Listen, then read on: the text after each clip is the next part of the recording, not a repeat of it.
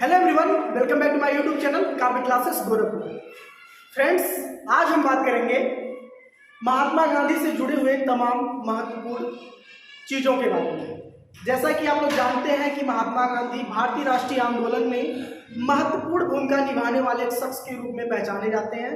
भारतीय राजनीति के इतिहास में उनका बहुत ही महत्वपूर्ण योगदान है और भारतीय राष्ट्रीय आंदोलन से जुड़े होने के नाते उनकी जो लोकप्रियता है भारत के अलावा दुनिया के तमाम देशों में भी फैली हुई है।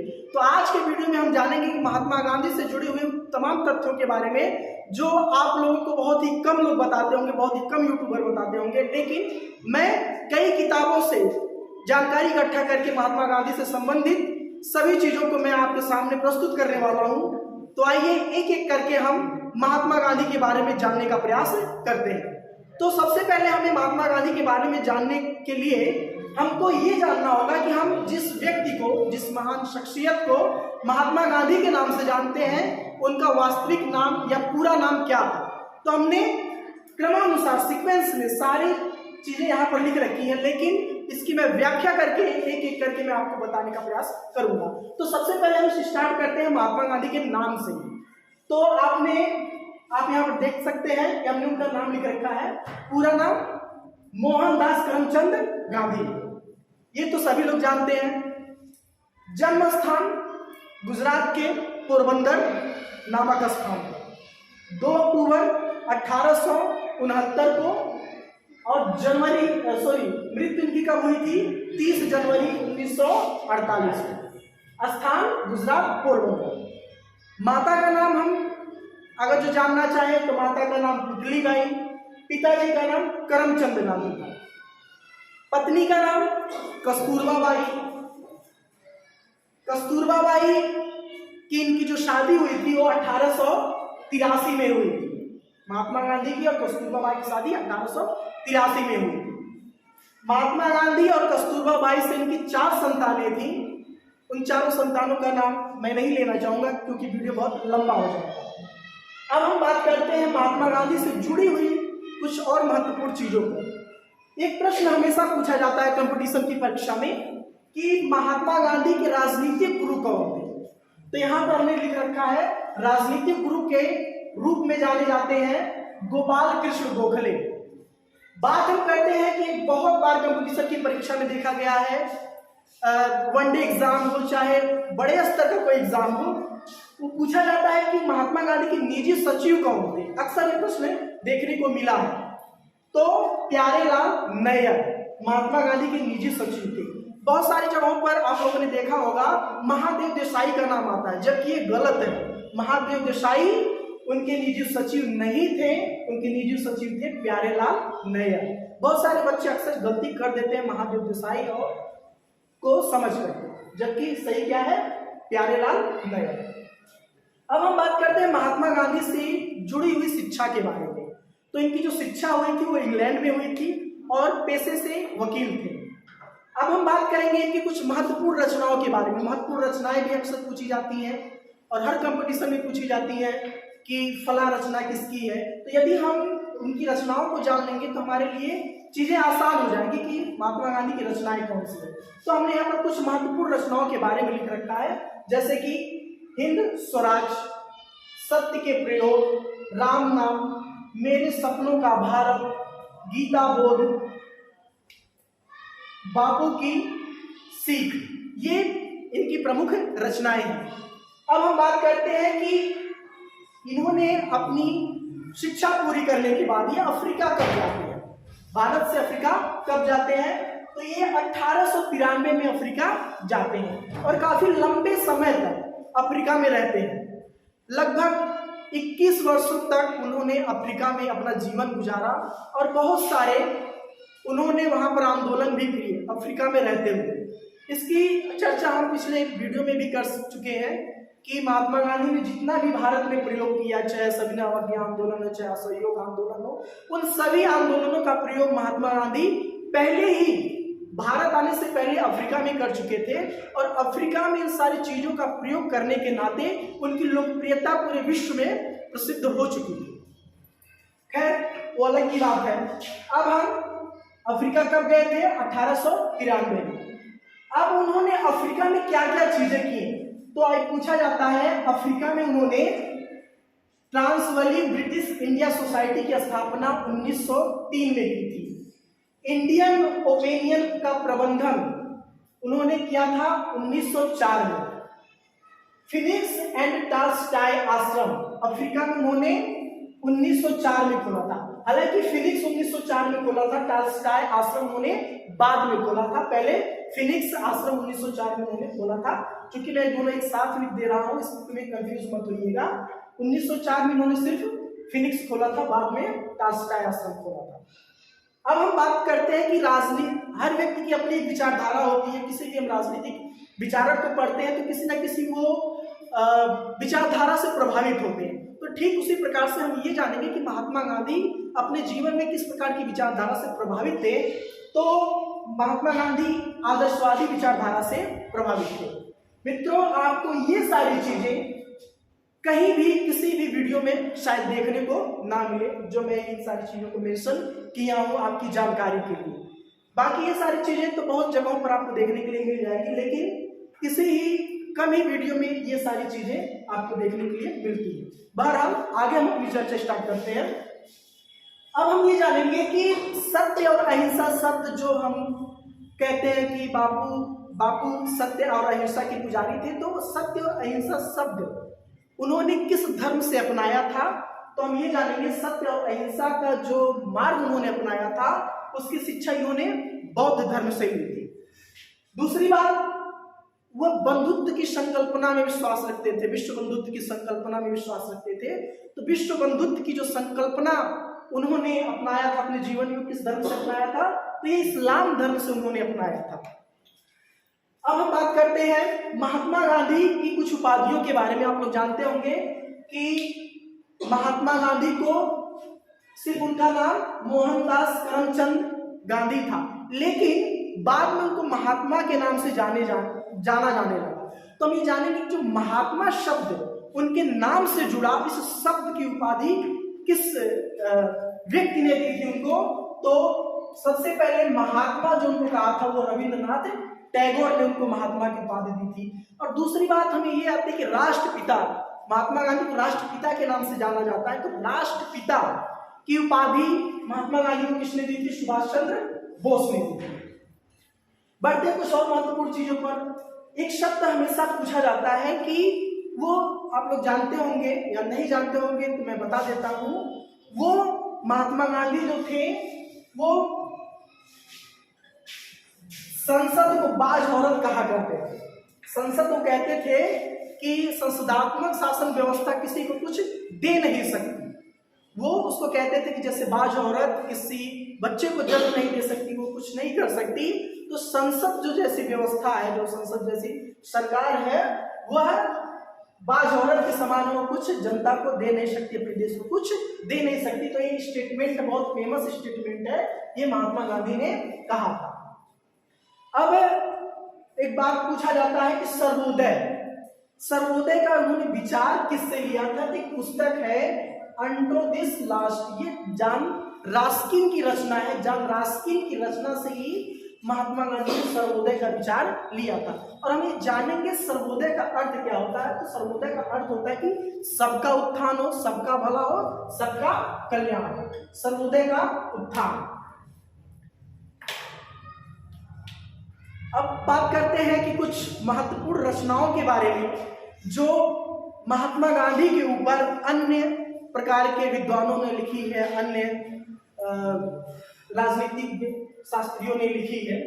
तो महात्मा वर्सेस गांधी, मतलब महात्मा और गांधी के बीच में डिफरेंस नामक पुस्तक जो लिखी है वो दिनकर जोशी ने लिखी है। बहुत बार कंपटीशन की परीक्षा में पूछा गया है कि महात्मा वर्सेस गांधी किसकी रचना है। तो बहुत ही इंपॉर्टेंट प्रश्न है सबके लिए, जो कि कंपटीशन में देखा गया है। तो जिन लोगों को जानकारी होगी कि महात्मा वर्सेस गांधी किसकी रचना है, दिनकर जोशी की रचना है। कुछ और महत्वपूर्ण प्रश्न देखने को मिला है कि the India after Gandhi, Gandhi के बाद भारत, तो ये किसकी रचना है? तो रामचंद्र गुहा की रचना है। कई बार ये भी कंपटीशन की परीक्षा में यह प्रश्न देखने को मिला है कि इंडिया आफ्टर गांधी।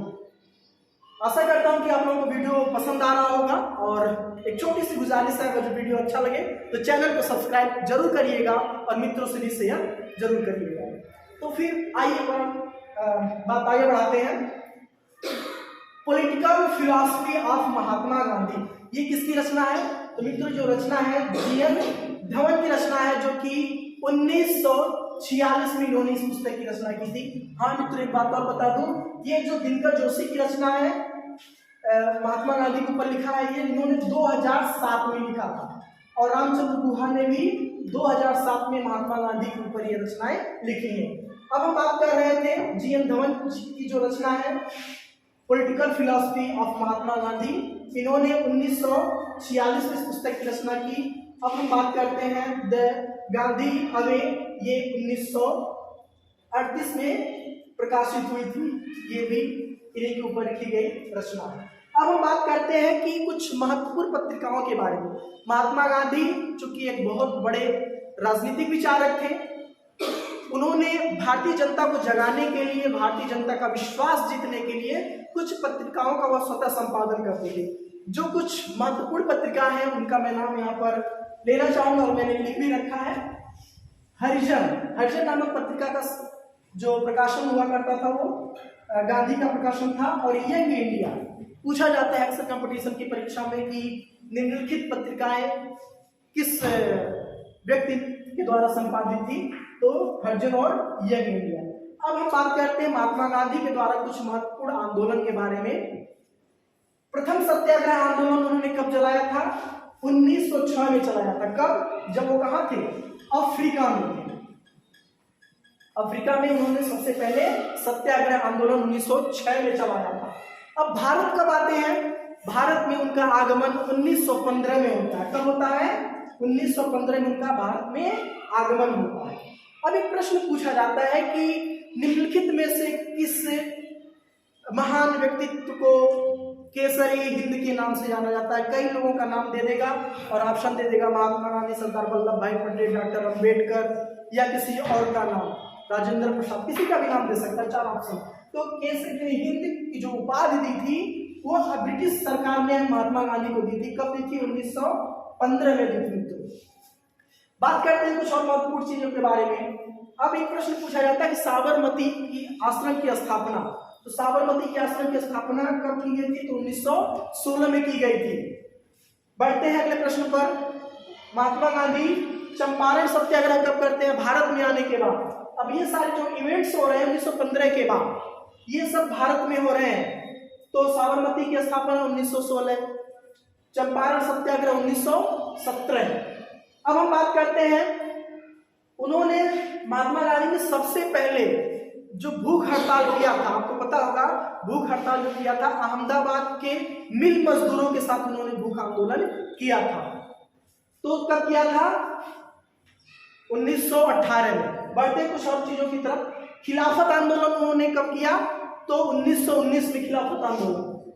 हमने पूरा प्रयास किया कि क्रम से सारी चीजें यहाँ पर लिखे ताकि आपको लर्न करने में आसानी हो। बढ़ते अगले प्रश्न पर। महात्मा गांधी के द्वारा असहयोग आंदोलन कब चलाया गया था? असहयोग आंदोलन 1920 में चलाया गया था। अब एक प्रश्न बनता है कि असहयोग आंदोलन उन्होंने चलाया, तो असहयोग आंदोलन वापस कब लिया? तो मित्रों असहयोग आंदोलन उन्होंने वापस लिया था 1922 में। अब 1922 में असहयोग आंदोलन वापस लेने का जो कारण था, वो कारण क्या था आपको पता होगा कि गोरखपुर जिले में चौरी चौरा कांड के बाद उन्होंने क्या किया था? 5 फरवरी को जो घटना हुई थी 1922 में, उसी घटना के बाद उन्होंने क्या किया था? असहयोग आंदोलन जो चला रहे थे वो असहयोग आंदोलन उन्होंने क्या किया था? 1922 में वापस ले लिया था। बढ़ते हैं कुछ और महत्वपूर्ण बिंदुओं की तरफ। यहाँ पर हमने एक लिख रखा है, कई बार कंपटीशन की परीक्षा में पूछा जाता है कि महात्मा गांधी कांग्रेस की अध्यक्षता कब की? तो बहुत बार कंपटीशन की परीक्षा में पूछा जाता है। आप लोग ध्यान रखिएगा कि महात्मा गांधी ने अपने जीवन काल में कांग्रेस से भले ही जुड़े रहे, लेकिन उन्होंने पूरे जीवन काल में सिर्फ एक बार कांग्रेस पार्टी की अध्यक्षता की थी। वो भी कब? 1923 में की थी। कब? बेलगांव के अधिवेशन में वो कांग्रेस के अध्यक्ष बने थे, सिर्फ एक बार। बढ़ते कुछ और महत्वपूर्ण चीजों की तरफ। दांडी यात्रा उन्होंने कब प्रारंभ की? तो मित्रों उन्होंने दांडी यात्रा 1930 में प्रारंभ की थी। बढ़ते हैं अगले प्रश्न पर। सारे चीज कंपटीशन से मित्रों संबंधित है। अगर जो आप कंपटीशन का एग्जाम दे रहे होंगे तो निश्चित रूप से सारे प्रश्न कभी ना कभी आपकी आंखों के सामने जरूर आए होंगे। बढ़ते हैं अगले प्रश्न पर। सविनय अवज्ञा आंदोलन। तो सविनय अवज्ञा आंदोलन का मतलब आप लोग जानते ही हैं कि हम अंग्रेजों की बातों को स्वीकार नहीं करेंगे, उनकी आज्ञा को अस्वीकार करेंगे, उनकी बातों का हम स्वीकार नहीं करेंगे, उनकी अवज्ञा करेंगे। तो कब हुआ था सविनय अवज्ञा आंदोलन? 1930 में। मित्रों आप लोग चाहें तो इसका शॉर्ट स्क्रीन ले सकते हैं। बढ़ते हैं आप अगले बिंदु पर। एक प्रश्न पूछा जाता है, कई बार देखने को मिला है कि गांधी और इरविन समझौता कब हुआ था? तो महात्मा गांधी और इरविन के बीच जो समझौता हुआ था वो 1931 में हुआ था।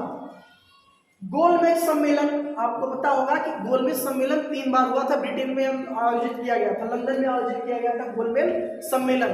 तो पहले वाले में और तीसरे वाले में महात्मा गांधी ने हिस्सा नहीं लिया था, लेकिन द्वितीय गोलमेज सम्मेलन 1931 में जो हुआ था उसमें महात्मा गांधी ने हिस्सा लिया था। बढ़ते हैं अगले प्रश्न पर। पूना समझौता कब हुआ था? तो मित्रों पूना जो समझौता हुआ था वो 1932 में हुआ था। अब प्रश्न आता है कि हरिजन संघ की महात्मा गांधी ने स्थापना की थी। कौन सी? हरिजन संघ की स्थापना की थी। तो कब की थी? 1932 में ही इन्होंने हरिजन संघ की स्थापना की थी। और एक चीज और, भारत छोड़ो आंदोलन बहुत ही प्रसिद्ध है, कई बार कंपटीशन की परीक्षा में पूछा गया है। भारत छोड़ो आंदोलन कब प्रारंभ होता है? तो अगस्त 1942 में भारत छोड़ो आंदोलन प्रारंभ होता है। कुछ और महत्वपूर्ण चीजें जो आपको कहीं नहीं देखने को मिलेगा, जो लोग महात्मा गांधी को दोषी ठहराते हैं, महात्मा गांधी को गाली देते हैं, जिनकी उम्र 18 साल भी नहीं हुई होगी, व्हाट्सएप के माध्यम से तमाम जो निगेटिव बातें प्रसारित की जाती है महात्मा गांधी के बारे में इस समय, वो महात्मा गांधी को क्या जानेंगे। महात्मा गांधी ने जो भी प्रयोग किए भारत में या फिर अफ्रीका में रहते हुए, आज उनके प्रयोगों को, सविनय अवज्ञा के प्रयोगों को भारत के अलावा दुनिया के तमाम देशों में भी प्रयोग किए जा रहे हैं। मैं आपको बता दूं, यहाँ पर हमने लिख रखा है महत्वपूर्ण चीजें। मार्टिन किंग लूथर जूनियर, ध्यान दीजिएगा, यहाँ पर एक मार्टिन लूथर किंग सीनियर थे, लेकिन यहाँ जूनियर की बात हो रही है। ये अमेरिका के अश्वेत थे, जिन्होंने अमेरिका की सरकार के खिलाफ इन्होंने सविनय अवज्ञा आंदोलन का प्रयोग किया था। कंपटीशन की परीक्षा में कई बार पूछा गया, बहुत ही इंपॉर्टेंट है। अब हम बात करेंगे नेल्सन मंडेला, जो कि अफ्रीका के रहने वाले थे, बाद में वो अफ्रीका के राष्ट्रपति हुए। उन्होंने भी सविनय अवज्ञा आंदोलन का प्रयोग किया, जो कि बहुत ही सफल रहा। अगर जो मौजूदा समय की बात करें, वर्तमान समय की बात करें, तो नोम चोम्स्की जो अमेरिका के नागरिक हैं, नोम चोम्स्की वर्तमान समय में महात्मा गांधी के सविनय अवज्ञा आंदोलन का प्रयोग कर रहे हैं। तो फ्रेंड्स, ये था आज का हमारा वीडियो अच्छा लगा हो तो अपने दोस्तों के पास शेयर जरूर करिएगा। मिलते हैं कुछ अगले वीडियो में कुछ नई जानकारी के साथ, तब तक के लिए जय हिंद, वंदे मातरम।